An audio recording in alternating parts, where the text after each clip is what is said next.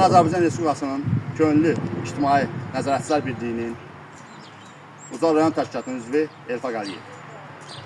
Bugün biz Şəhidlər Xiyabanında olmaqda məqsədimiz Azərbaycan xalqının, Xocalının 26 fevral 34 ildir anım günü münasibəti ilə baş sağlığına gəlmişik şəhidlərimizin ruhu qarşısında baş əyirik. Xalqımıza, millətimizə Allah da bir daha belə terror, soyqırım göstərməsin. Cənab Prezidentimizin siyasəti nəticəsində Azərbaycan xalqının, şəhidlərinin qanı yerdə qalmadı. Artıq bir neçə ildir ki, Xocalımızda bayramlar keçirilir, müqəddəs bayrağımız orada dalğalanır. Allah xalqımızı, millətimizi qorusun, Allah Cənab Prezidentimizi qorusun. Bütün şəhidlərimizin qarşısında Azərbaycan şəhidlərinin baş əyirəm. Məkanları cənnət olsun.